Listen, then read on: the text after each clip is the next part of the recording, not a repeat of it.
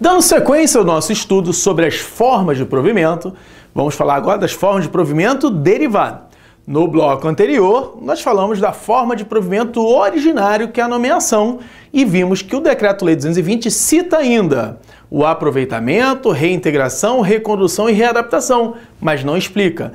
Quem explica é o Decreto 2479. Então agora nós vamos adentrar efetivamente no Decreto 2479, que é justamente para a gente poder entender melhor as formas de provimento previstas no nosso Estatuto. Beleza? Então vamos lá, vem comigo. A próxima forma de provimento que está aí elencada é a reintegração. Então, lá no Decreto-Lei 220, no artigo 5º, eu falo sobre a reintegração, mas não explico. Só que aqui, no Decreto 2479, eu explico exatamente como funciona a reintegração. Então é nesse momento que a gente passa a estudar a reintegração conforme determina a lei. Diz o seguinte, ó: a reintegração que decorrerá de decisão administrativa ou decisão judicial. Então eu tenho aí ou uma decisão administrativa ou uma decisão judicial. A diferença é que a decisão administrativa é um processo administrativo, óbvio. Se a decisão é judicial, é um processo judicial. Alexandre, por que você está determinando essa diferença? Porque muda tudo. Muda toda a formalidade, toda a legislação aplicada, muda os princípios que regem. Por exemplo, o processo administrativo é regido pelo princípio da oficialidade. Já o processo judicial, não. Ele é regido pelo princípio de que você tem que dar andamento ao processo. Então, isso modificado bastante, né? Fora os outros princípios do procedimento formal e do procedimento material. O procedimento formal é para o processo judicial. Procedimento material, a verdade dos fatos, a verdade material, é justamente a busca da verdade, inclusive a administração de ofício faz isso. Então, vamos lá. A reintegração que decorrerá de decisão administrativa ou judicial é o reingresso do funcionário que foi exonerado ex officio, ou seja, foi exonerado de ofício, ou ele foi demitido.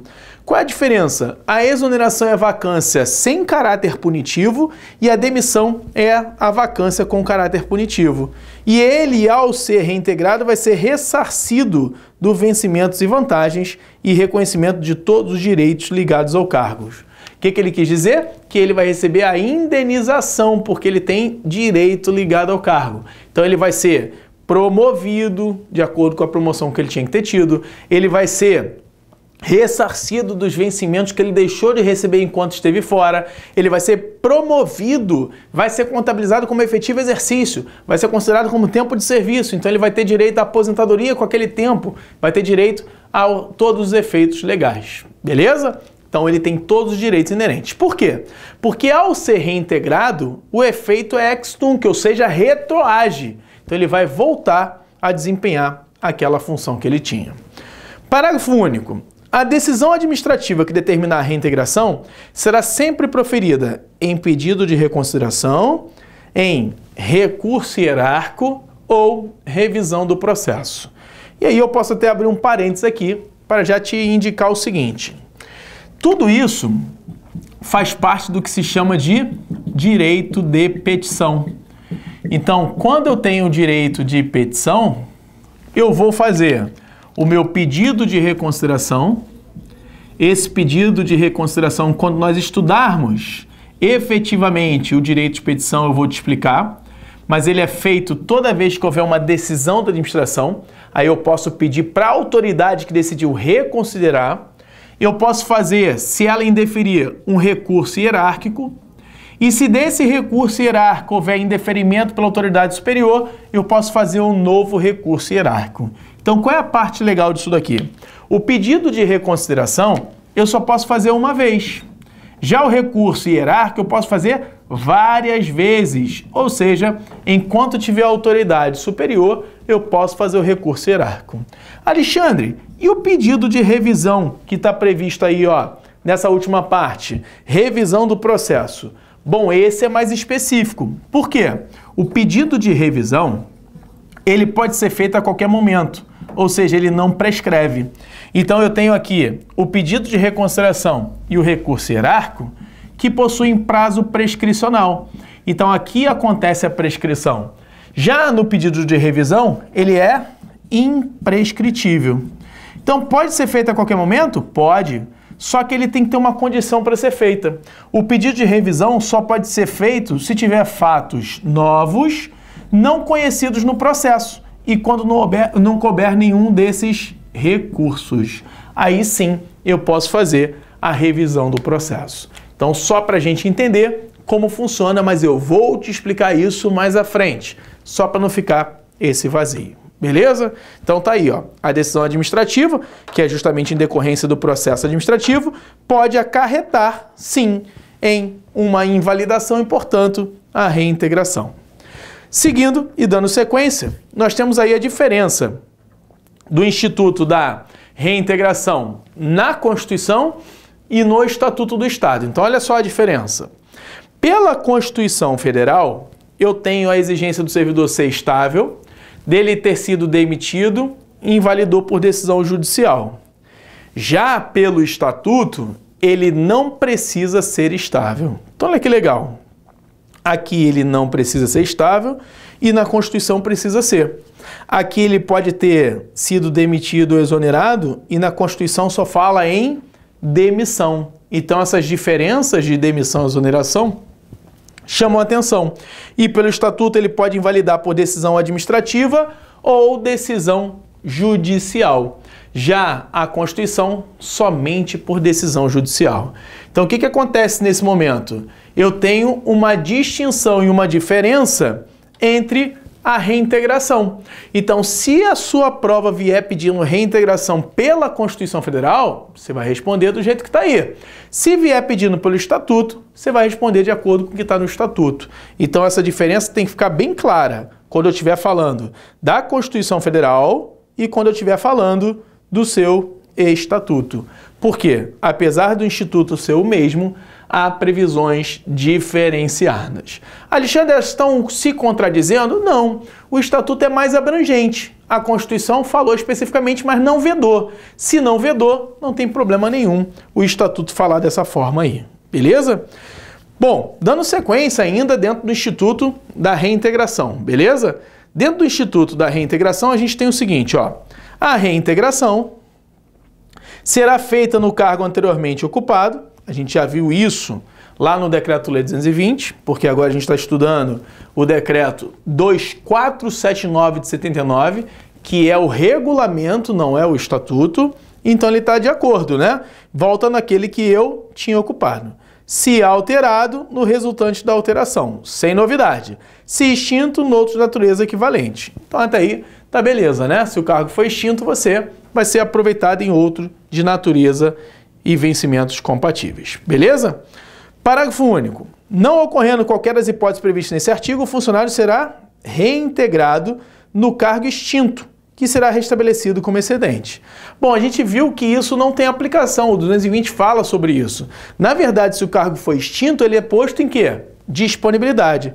Então, vou chamar a atenção especial, porque a Constituição traz uma previsão diferente. Aqui está dizendo que o cargo vai ser restabelecido. Mas como que esse cargo vai ser restabelecido se o cargo para ser criado ele depende de lei? Então isso daí é um problema. Na prática não tem aplicação, está no Estatuto. Conforme vier perguntando nossa prova, a gente vai responder. Beleza? Seguindo. 42. A reintegração ocorrerá sempre no sistema de classificação que pertencia ao funcionário, sem nenhuma novidade nós já vimos. 43. Reintegrado o funcionário, quem lhe houver ocupado o lugar, como é que é o nome desse cara aí? Desse quem lhe houver ocupado o lugar? Ele é chamado de quê? Quem é que sabe aí? Responde aí.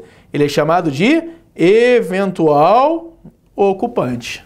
Então ele é designado como eventual ocupante e ele vai desempenhar essa função aí até que essa pessoa seja reintegrada e retorne. No momento em que essa pessoa for reintegrada, ele, que é o eventual ocupante, estava ocupando o lugar, se não estável, será exonerado de plano.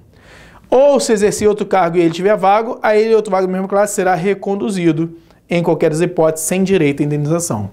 Então, o reintegrado, lembra, recebe indenização. E o reconduzido não recebe indenização. Por que o reintegrado recebe indenização? Por um simples motivo. O reintegrado invalidou o ato. Se ele invalidou, ele deixou de existir. Então é como se ele nunca tivesse praticado aquele ato e aí vai ser invalidado, ele vai perder. Beleza? Tranquilo? Então aí retorna tudinho porque aquele ato deixou de existir do mundo jurídico. Efeitos retroativos, ou seja, efeitos ex tunc. Parágrafo único. Se estável, o funcionário que houver ocupado o lugar do reintegrado será obrigatoriamente provido em igual cargo, ainda que necessária a sua criação como excedente. Mais uma situação que, na verdade, não tem aplicação prática na Constituição, porque a Constituição diz que se ele for estável, ele pode ser aproveitado, não é isso? Ou, se não puder ser aproveitado, ele vai ser posto em disponibilidade. Aí, o que tem diferente da Constituição, na verdade? Que ele aqui fala como excedente e a Constituição fala em disponibilidade. E a outra diferença é que, pelo Estatuto, reconduzido não precisa ser estável e na Constituição exige que o servidor seja estável para ser reconduzido. Então a gente tem que ter muita atenção para saber que tipo de abordagem eles estão perguntando. Se for pela Constituição, tem que responder de acordo com o artigo 41. Se for pelo Estatuto, pode ser a literalidade do que aí está proposto. Tranquilo? Então, de uma forma esquemática para a gente poder entender e finalizar, a gente tem aí o seguinte, ó. O servidor que foi demitido ou exonerado, ou seja, de alguma forma gerou vacância, né, por demissão ou exoneração, obviamente que ele vai querer recorrer. E aí ele pode recorrer de duas formas. Ou ele recorre de forma administrativa, ou ele recorre de forma judicial. Se for de forma administrativa, ele tem 3 formatos, que é o pedido de reconsideração, o recurso hierárquico e a revisão do processo.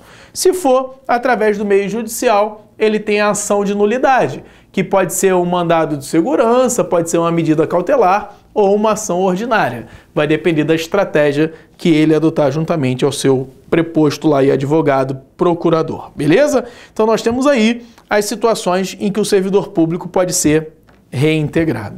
Então, de uma forma resumida, para a gente poder encerrar esse instituto de provimento derivado, a reintegração é a forma de provimento derivado, importante ressaltar que a nomeação é a única que é provimento originário, então é provimento derivado em que o servidor público retorna ao cargo anteriormente ocupado no serviço público em decorrência da invalidação que é sinônimo de anulação, ou seja, o ato deixa de existir, né? Ele não existe mais, mas que bugou aqui, ele não existe mais, então ele anula, ou seja, ele invalida o ato e a partir desse momento ele vai ser reintegrado por decisão administrativa ou judicial que invalida o ato de demissão.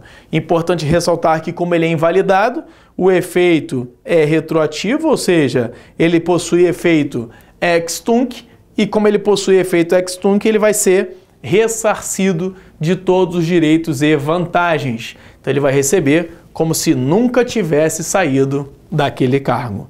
E aí a gente encerra o conceito de reintegração como forma de provimento derivado. Dando sequência na legislação e seguindo conforme eles estão explicando o decreto 2479, a próxima forma de provimento é o aproveitamento. Então, lá no decreto 2479, o aproveitamento vai do 45 ao 48, ele explica o seguinte, ó. Diz assim o artigo 45. Aproveitamento é o retorno ao serviço público estadual do funcionário colocado em disponibilidade. Olha que bacana, ele fala para você que o servidor público vai ser aproveitado quando ele retornar da disponibilidade. Só que ele não te explica o que é disponibilidade nesse dispositivo.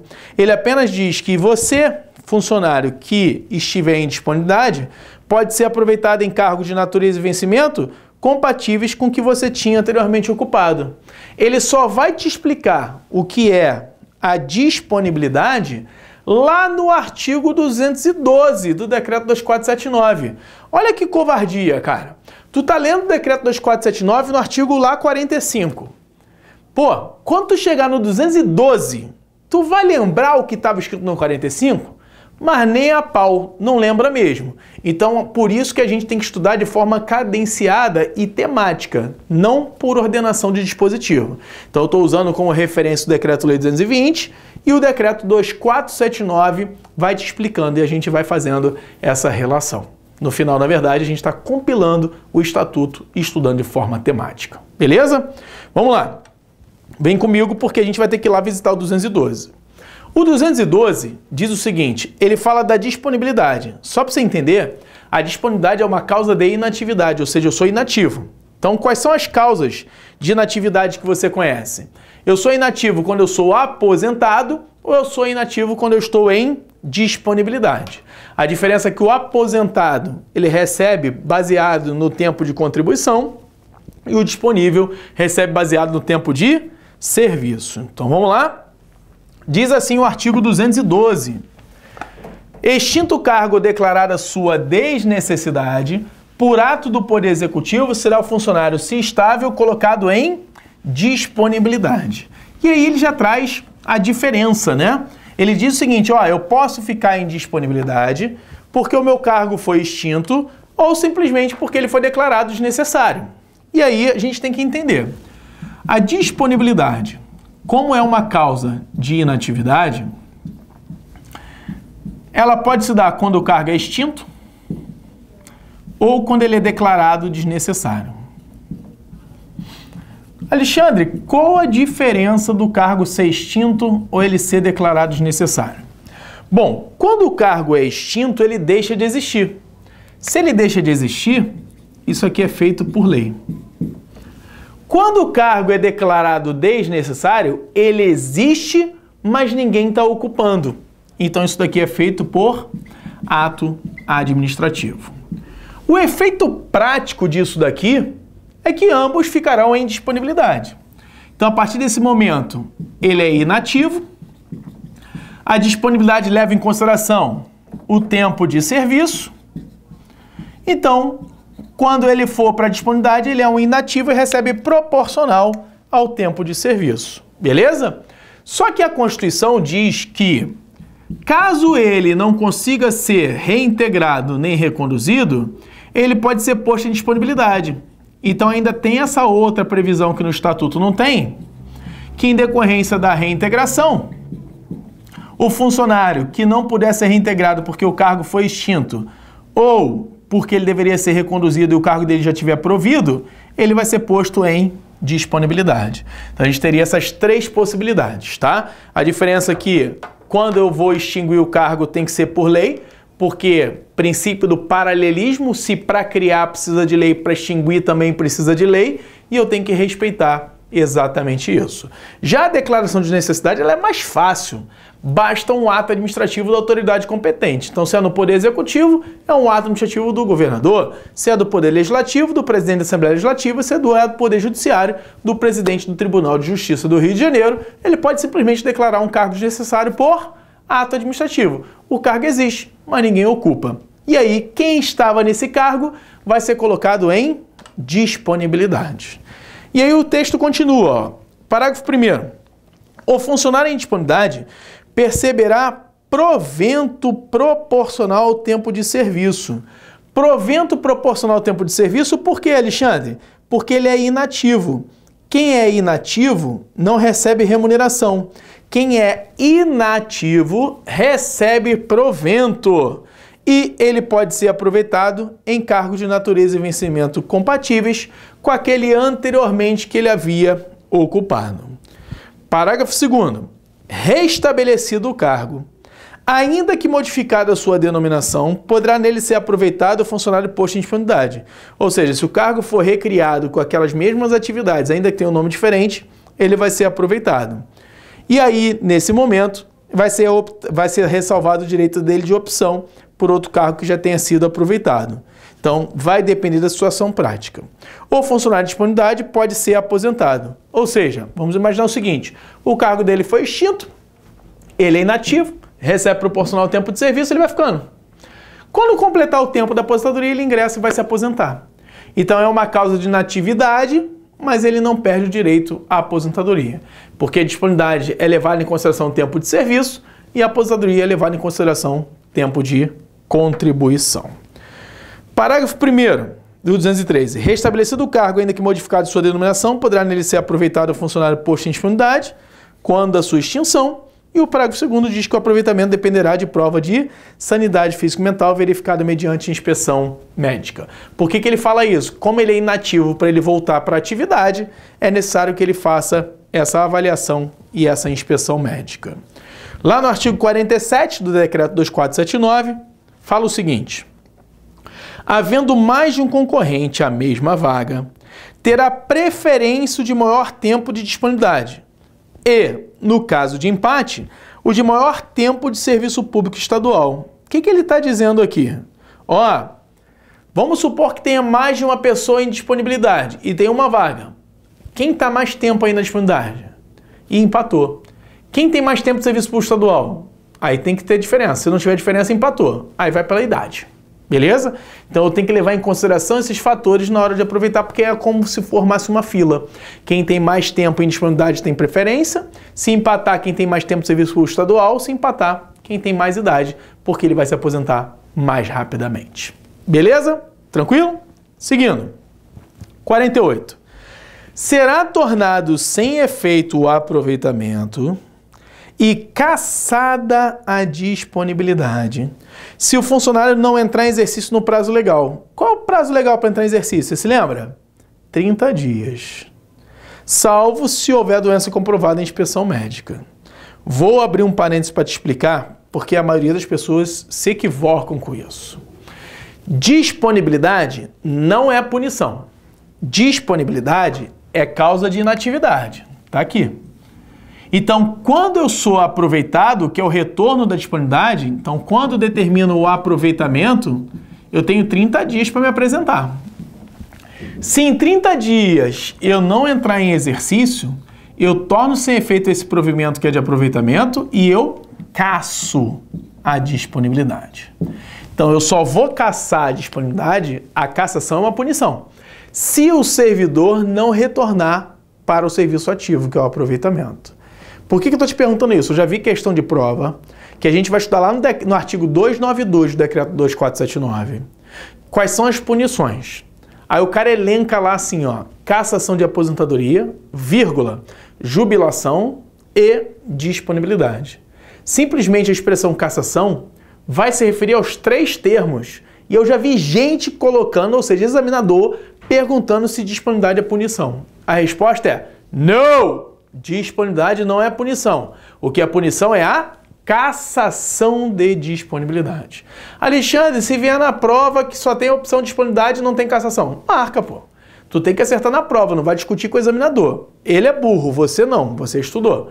Alexandre, qual é a chance do examinador ser burro? Várias. Porque às vezes, como é legislação, ele copia e cola. Ele não pergunta como funciona aquilo ele não sabe, ele não leu o estatuto todo, é copiar e colar. E aí, a gente tem que saber responder. Tanto como ele pode perguntar, como é a verdade dos fatos. Então, eu torno sem efeito o ato de aproveitamento e casso a disponibilidade. Beleza? Bom, e aí, no parágrafo único, diz assim: provada a incapacidade definitiva em inspeção médica, será decretada a sua aposentadoria. Então, o servidor público que não tem condições de desempenhar a função pública depois do aproveitamento, aí simplesmente ele vai ser aposentado. Então, acaba que ele se aposenta e aí simplesmente ele vai para a inatividade a princípio definitivo até que haja algum tipo de reversão. Então, para encerrarmos aí o aproveitamento, a gente vai dizer o seguinte: aproveitamento é a forma de provimento derivado. Por que derivado? Porque para eu ser aproveitado um dia eu fui nomeado, no qual o servidor retorna ao serviço público ativo em cargo de natureza e vencimento compatíveis, com anteriormente ocupado após ser colocado em disponibilidade. Beleza? Bom, vamos na sequência estudarmos aí a outra forma de provimento prevista no Decreto 2479, que é justamente a readaptação. Aí, no artigo 49 do 2479, ele exige que o servidor seja estável para ele poder ser readaptado. Ele pode ser readaptado de ofício ou a pedido em função mais compatível, por motivo de sua saúde ou incapacidade física. Então ele vai determinar o seguinte, ó, o servidor que não tem capacidade física para continuar ou tem algum problema de saúde, pode ser readaptado, se for estável, a pedido dele ou de ofício, por vontade da própria administração. Aí no artigo 50, ele continua. A readaptação de que trata o artigo anterior pode ser feita de duas formas. Ou é no mesmo cargo em que ele bota numa função mais compatível, com redução ou cometimento de encargo diferente daquele que ele estava exercendo, respeitado naturalmente as atribuições das classes a que ele pertencer, ou, se for o cargo de natureza singular, a que ele foi investido, ou provimento em outro cargo. Então a readaptação pode se dar numa função mais compatível, ou pode se dar em outro cargo. Alexandre, qual a diferença? Vai depender de qual a situação que está se enquadrando. Olha por quê. Se for uma gestante, ela tem uma limitação momentânea, depois ela fica boa. Que na verdade que não é uma doença, mas ela tem limitação física, né? E aí ela simplesmente não pode desempenhar determinadas atividades. Imagina você, policial, desempenhando atividade, cumprimento do mandado operacional 100%. Gestante, não dá mais para cumprir os mandados de prisão. Então te bota numa função administrativa. Quando você ganhar o neném que você voltar, você volta a ser operacional. Faz sentido? Faz. Vai estar nesse caso aí do primeiro do inciso 1. Agora, se não tiver jeito, é definitiva, eu te coloco em outro cargo de natureza de vencimento compatível. Alexandre, se não tiver jeito, nenhuma função eu posso exercer, se aposenta. Então a readaptação é justamente para evitar do servidor se aposentar. Ah, e por que ele exige ser estável? Não faz sentido, pô. Se eu tiver menos de 3 anos no serviço público, ele me aposenta ou me exonera? Aposenta. E se eu tiver mais, ele me bota para trabalhar? Lógico, porque a aposentadoria vai ser proporcional, pô. E se você voltar a trabalhar, você recebe remuneração integral. Só que a diferença é o seguinte, não é só vantagem para o servidor. Por que ele só pode readaptar o estável? Porque o estável já passou pela avaliação e ele tem aptidão e capacidade para desempenhar o cargo. O não estável não tem isso. Então o que acontece? Traz como consequência ele não saber se seria um bom servidor ou mau servidor. Então ele já aposenta ele e somente o estável pode ser readaptado. O estatuto é feito sob a ótica do interesse público e não do interesse da pessoa. Vamos lá, seguindo.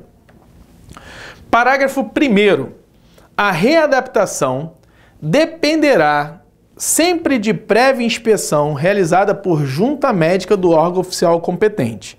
Então tem que ter uma prévia inspeção e tem que ser por junta, beleza? A readaptação referida no inciso 2, que é justamente o provimento do cargo, não pode acarretar descenso nem elevação de vencimento. Ou seja, ele não pode ganhar nem menos nem mais do que ele recebia. Menos é descenso, mais é elevação. Então ele não pode, tem que ser o quê? Compatível. Compatível, naturalmente, é igual ou bem similar, com pouca diferença, né? Não pode ser diferente, que aí ele não pode ser readaptado. A readaptação vai exigir compatibilidade da natureza e vencimento do cargo que ele desempenha. E o artigo 51 diz que a readaptação será processada de duas formas. Ou ela é provisória ou ela é definitiva. Lembra da gestante? É o exemplo de provisória. Definitiva, não tem mais como desempenhar aquela função. Se for provisória, é mediante ato do secretário. E aí ele vai reduzir a atribuição ou encargo do funcionário, que ele vai continuar na mesma unidade administrativa ou em outra, considerada a hierarquia função do cargo. Se for definitiva, o ato já é da autoridade maior, governador, e o cargo tem que estar vago, observar os requisitos de habilitação fixados para a classe respectiva. Então a gente está vendo que a readaptação pode ser pela redução, cometimento e atribuição diferente ou provimento em outro cargo. Ela pode ser provisória ou definitiva. Então isso que é importante a gente saber sobre a readaptação. Seguindo. A readaptação é forma de provimento derivado e também gera vacância simultaneamente. Por que ele está falando isso? Quando você sai de um cargo A, porque não tem condições de exercer, e vai para o cargo B, que é de natureza e vencimento compatível, o A que você saiu gerou vacância, o B que você entrou gerou provimento. Ou seja, a readaptação gera provimento e vacância simultaneamente. Por isso que nós temos aí a readaptação elencada tanto quanto provimento quanto vacância. Então ela simplesmente desempenha as duas funções. E para nós encerrarmos esse bloco, eu vou falar de outras formas de provimento previstas em lei, todas elas provimentos derivados, porque atualmente provimento originário é só nomeação. A promoção, que assim como a readaptação também é caracterizada como provimento e vacância simultânea. Então, se eu perguntar para você quais são as formas de provimento e vacância simultâneas, readaptação e promoção. A promoção é provimento e vacância pelo seguinte, vamos imaginar essa situação aqui, ó. Imaginemos que seu cargo seja definido em 3 classes, por exemplo, A, B, C, tá? E aí, quando você sai da A para B, então eu estou saindo da A para B, a A está gerando vacância e a B está gerando provimento. Quando eu sair da classe B para a classe C, vai acontecer a mesma coisa. Vai gerar a vacância da B e vai gerar o provimento da C. Então nós temos aqui formas de provimento e vacância que são a promoção e a readaptação.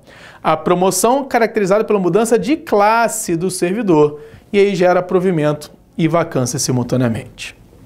Já a reversão, não tem previsão no estatuto, mas está em outras leis, é a forma de provimento derivado em que o servidor que está aposentado retorna para o serviço público. Então ele sai da inatividade, que é a aposentadoria, para a atividade. Por isso que é a reversão. E a recondução, que nós falamos anteriormente, ela vai decorrer de uma reintegração. Então, essas são as formas de provimento que a gente aprendeu de acordo com o seu estatuto. Quais são? Para a gente poder finalizar aí. Nós temos aí a forma de provimento nomeação, que é a forma de provimento originário. Temos aí as demais formas, como promoção, readaptação, reversão, reintegração, recondução e aproveitamento, que são provimentos derivados, com a diferença de que a promoção e a readaptação são formas de provimento de vacância simultaneamente, beleza? Então não podemos esquecer que as duas únicas formas de provimento e vacância simultâneas são promoção e readaptação, beleza? Finalizamos aqui esse nosso bloco, falamos sobre as formas de provimento. No próximo bloco nós vamos dar sequência estudando o Decreto-Lei 220 e o Decreto 2479.